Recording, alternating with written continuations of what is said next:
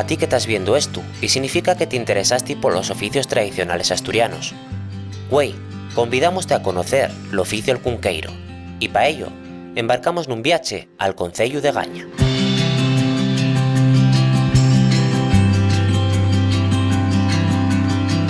De Gaña lle un estrecho pasiello entre la sierra de igual nome y el cordal cantábrico, que parten dos el truchero río Divias. Les cases populares del concello constituyense una bellísima reliquia etnográfica. Entre les sos altes tierras y fondos valles queden importantes montes nos que sobrevive todo tipo de fauna, como los osos.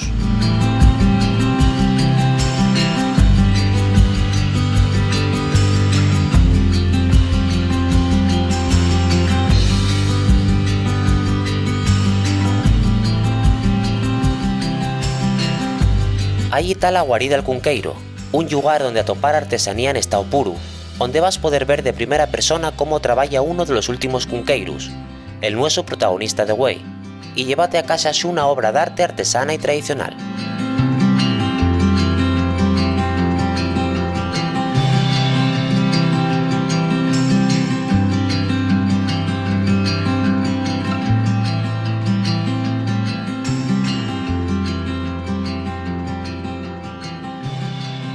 Antes de conocer al cunqueiro, primero debemos saber en qué consiste el oficio y enfusanos na súa historia.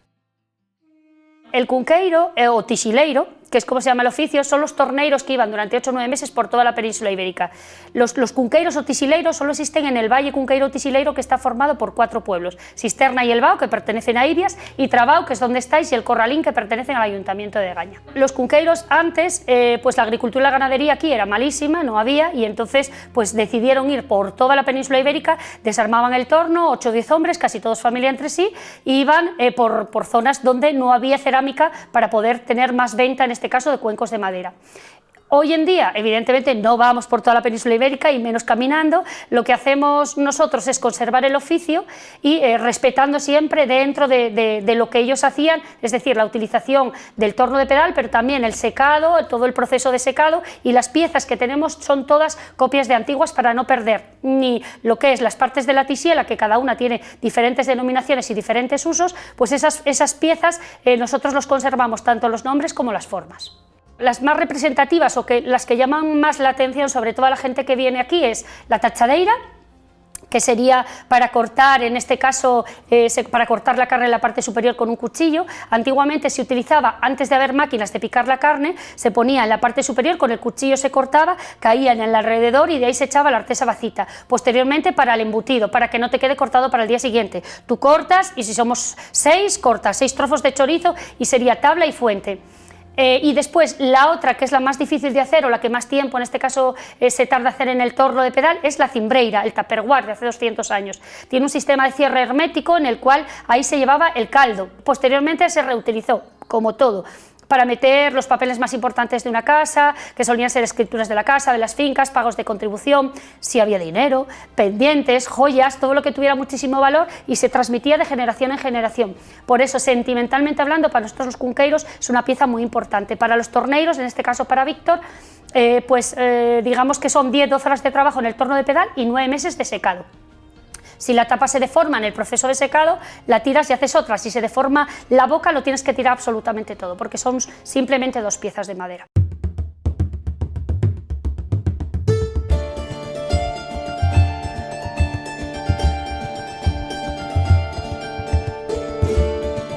Ahora sí, aquí atopas el nuestro protagonista, Víctor, un mozo artesano que caltía el oficio, y además, con las ideas perclares, también lleguía de ecoturismo valorando la cultura y tradición de la nuestra tierra.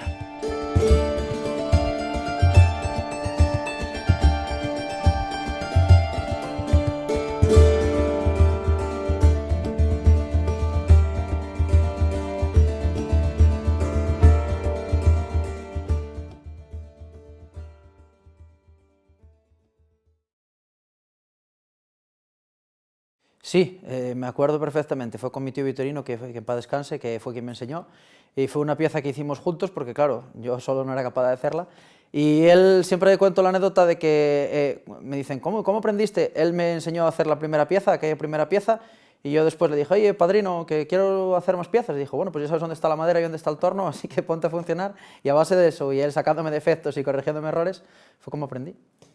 ¿Qué años tenías cuando aprendiste?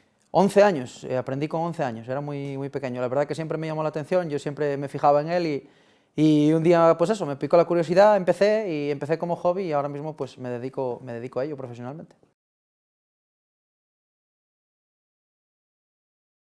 Sí, hubo varias piezas que me dieron lata, hubo muchas que después de acabarlas a lo mejor las querías perfeccionar tanto, sobre todo en los inicios, para enseñárselas a mi padrino como diciendo, mira que bien la dejé, y justo cuando ya estaba casi por querer perfeccionarla mucho, rompió, y sobre todo las cimbreiras, la cimbreira, el tupperware de madera, esas son las que más trabajo dan, concretamente recuerdo una que fue la más grande que hice, que tiene como unos casi 40 centímetros de diámetro, que me dio mucho trabajo por lo que pesa y por la madera que tuve que trabajar, estuve 2 días trabajando en ella. Bueno, los trabajos artesanales son todos cuestión de paciencia, lo que pasa que yo siempre digo que este tipo de oficios deberían de enseñarse más a las nuevas generaciones como una manera de hacerles entender la importancia del trabajo manual, la paciencia que conlleva conseguir un objetivo difícil, porque al final es un símil de la vida y sobre todo lo que lleva es conectarte contigo mismo y solo estar el trozo de madera, la negra con la que trabajas y tú, ese es el truco, o ese es el truco que al menos me funciona a mí.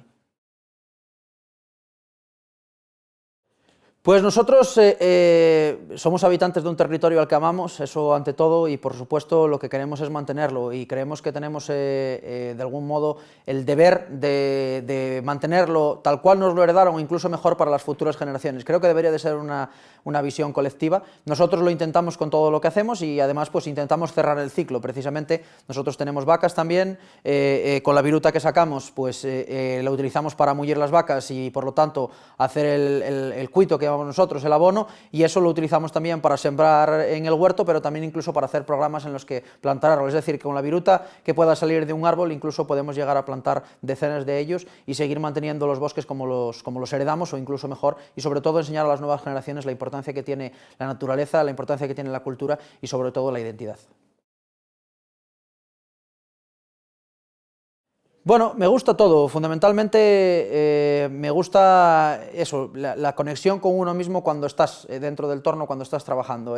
Ese reto que te pones a ti mismo al final es un enfrentamiento contra ti mismo que creo que es el enfrentamiento más sano que puede tener una persona, y es el intentar cada día mejorar, intentar cada día sacar una pieza, pues ser capaz de asumir los defectos y las carencias que uno tiene y ser capaz de corregirlas y plasmarlas en una pieza que al final pues queda ahí para la posteridad, ¿no? Yo creo que eso es algo que es lo que más me gusta, el hecho de poder elaborar piezas que sé que la gente que las adquiere está valorando y sabiendo lo que se lleva a un elemento importante, un trozo de nuestra cultura y sobre todo el mantener vivo el legado de mis antepasados. Yo creo que es lo más gratificante y lo que más me gusta de hacer este trabajo.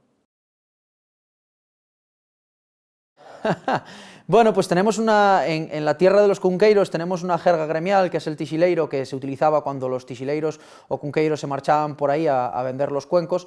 Desgraciadamente, pues este tipo de jergas, este tipo de lenguas terminan en muchos casos cayendo en el olvido, desgraciadamente por la despoblación, que es uno de los elementos que hace que todos estos oficios tradicionales se pierdan. El envejecimiento de las poblaciones rurales y la despoblación están ejerciendo una presión muy fuerte a la desaparición de este tipo de oficios y por lo tanto de las lenguas. Al final la lengua es un elemento que sirve para comunicar a personas. Si no hay personas y no tienen que comunicarse, las lenguas desaparecen. Nosotros a nivel familiar pues intentamos mantenerlo con las palabras, ¿no? Pues ya desde las propias herramientas que nosotros llamamos as degras, con esa D particular, ¿no? Aquí decimos el deitil, dume, adana, es una D que en otros lugares de Asturias pues se cambia por la che vaqueira, como por ejemplo puede ser en Somiedo, que dirían cheite, chana, chume, aquí decimos deite, dana, dume. Es un poco la singularidad que tenemos cultural, pero que por desgracia está pasando una época de mucho peligro en desaparición porque estamos en extinción.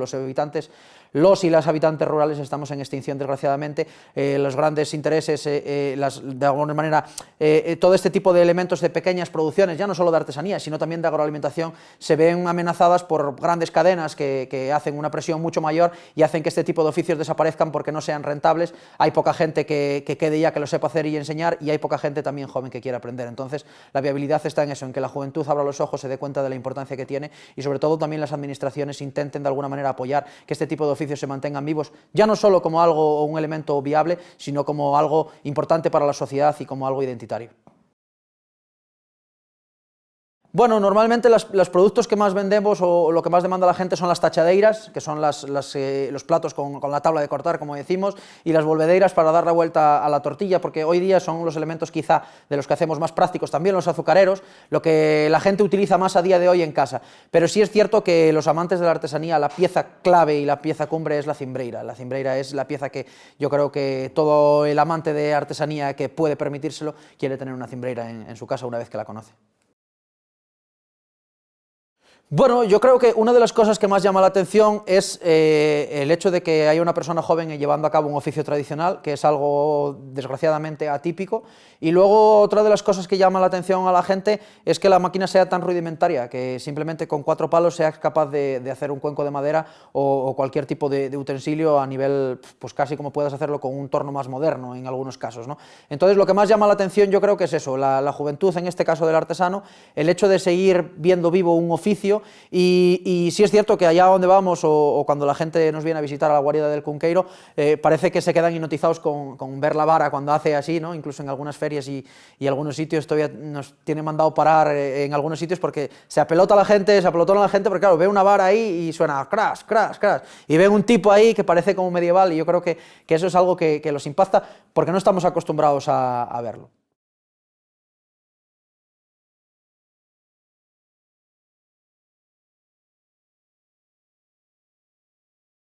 Bueno, pues lo primero que tenemos que hacer para conseguir un cuenco de madera, lógicamente, es preparar la madera. Una vez que cortamos el árbol, lo traemos a casa, lo partimos a la mitad y trabajamos esto. Y ahora lo que tenemos que hacer es iscurnar. Iscurnar es quitar los cuernos, quitar las esquinas del tronco.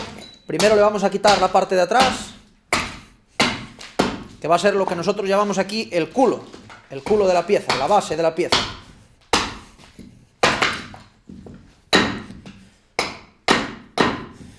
Ahora tenemos el culo y tenemos la boca. Lo que tenemos que buscar ahora es el centro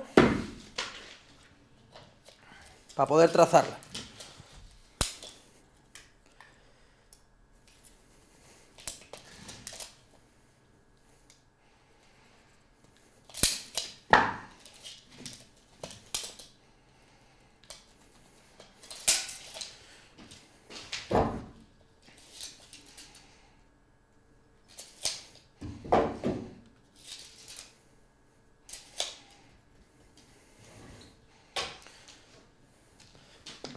Ahora, una vez que tenemos aquí el centro buscado, tenemos que ponerle un círculo grande por aquí y otro por abajo, buscando siempre el diámetro máximo para aprovechar la madera, que es una de las cosas más importantes. Al final, ya no solo a nivel económico, sino también a nivel ambiental, es decir, ya que tenemos que utilizar un recurso de la naturaleza, tenemos que cortar un árbol para hacer un cuenco, hay que aprovecharlo al máximo y hacerlo siempre con respeto. Dibujamos un círculo.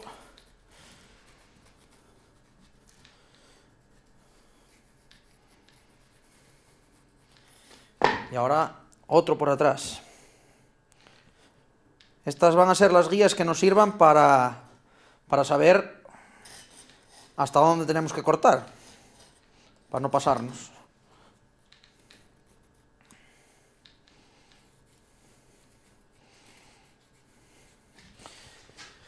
Bueno, ahora vamos a guardar esto. Una vez que tenemos los dos círculos, tenemos un círculo por aquí que, como decíamos, es el culo, otro círculo por aquí que, como decíamos, es la boca, y ahora tenemos que hacer el proceso, como decía, iscurnar, que es quitar los cuernos, quitar las esquinas. Hay que devastar toda esa madera con el hacha.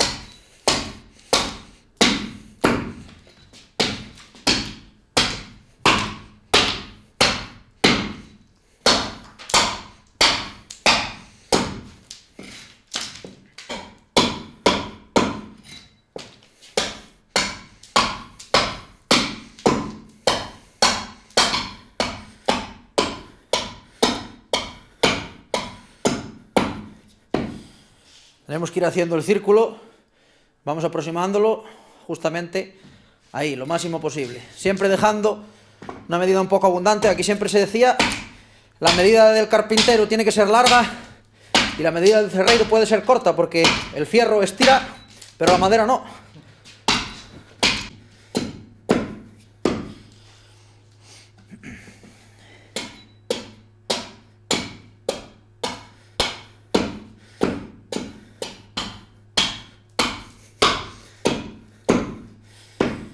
Bueno, pues ya lo tenemos escornado alrededor del círculo por un lado y alrededor del otro círculo por el otro. Ahora lo que tenemos que hacer es clavarle la forma. La forma va a ser el eje que haga que la pieza gire en el torno. Entonces, como decíamos, este es el culo, esta es la base y la forma se clava por aquí, por la boca. Tenemos la forma. La forma es, como decía, es un eje de madera con dos anillos de hierro que lo protege para que no raje y unos pinchos que se clavan en ese mismo centro del que buscamos anteriormente. Entonces ahora, mirando en el centro, tenemos que clavar la forma. Ahí.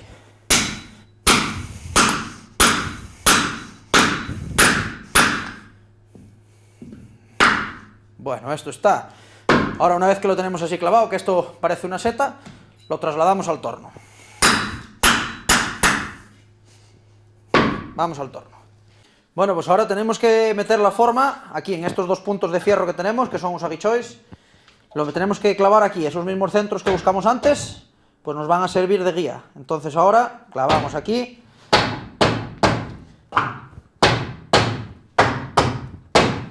Apretamos la cuña y esto ya queda fijo ahí para girar alrededor de sí mismo. El siguiente paso es pasarle la correa. Correa de cuero, que va a ser la que lleve el movimiento a la forma, y la pasamos a la vara.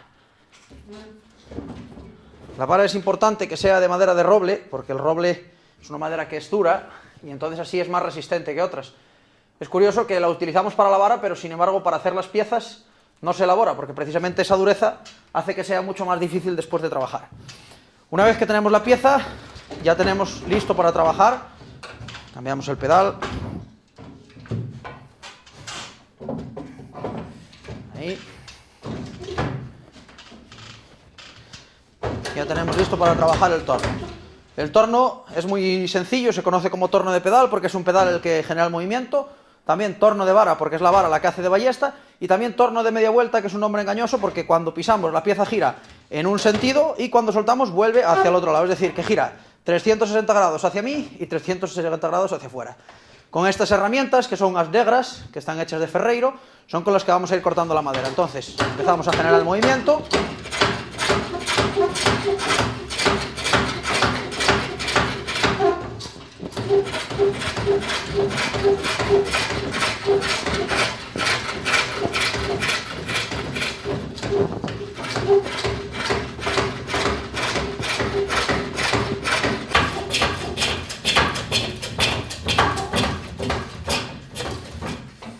Bueno, pues ahora ya casi la tenemos hecha por fuera. Estamos haciendo ahí un cacho para beber vino, preferiblemente de la denominación de origen protegida de vino de Cangas y de Ibias, vino local. Ya casi vamos a darle el último perfilado por fuera para dejarle ya el acabado y cambiamos adentro.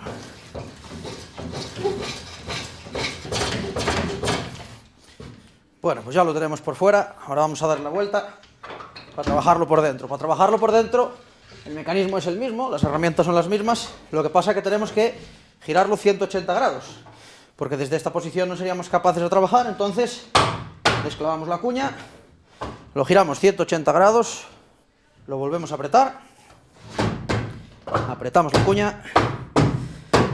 Ahora que ya lo tenemos, pues listo para vaciar. Vamos allá.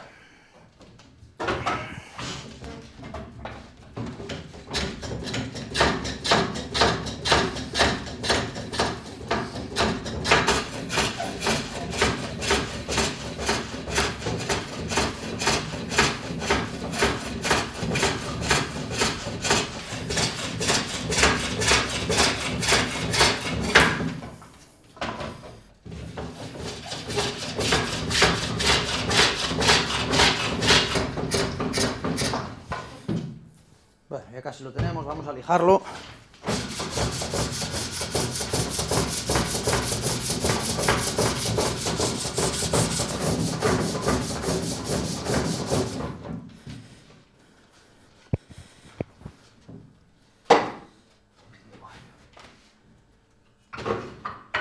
Ahora ya nada más que nos queda afinarle lo del medio, ese taco que tiene en el medio, para ir debilitándolo hasta que lo rompamos.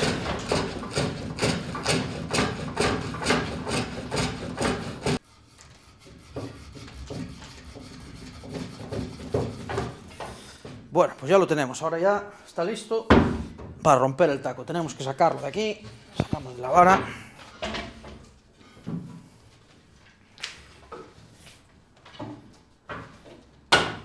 Lo desclavamos aquí y ahora ya lo tenemos listo.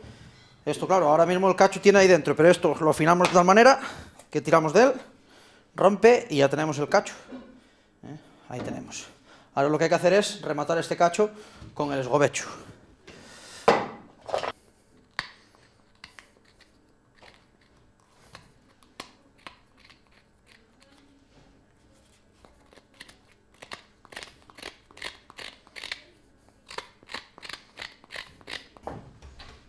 Y ahora hay que lijarlo ahí, hay que lijarlo para que quede bien fino.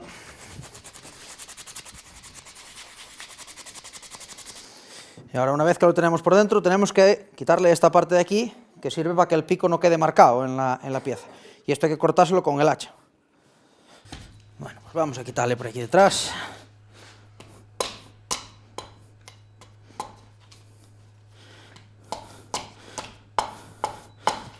Bueno, pues aquí tenemos el cacho terminado.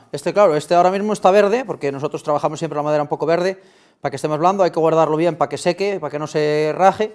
Y una vez que pasen pues 4 o 5 meses, ya tendríamos algo como esto, un cacho ya seco, perfectamente listo para utilizar. Y bueno, como decía, el cacho se utiliza tradicionalmente aquí para beber vino, y para beber vino lo que hay que hacer es servirlo en vino. Pero bueno, a gusto del consumidor, hay gente que también lo tiene para otros usos.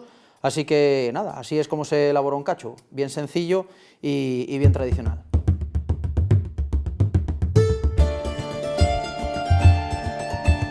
Después de conocerlo y verlo trabajar, él despide.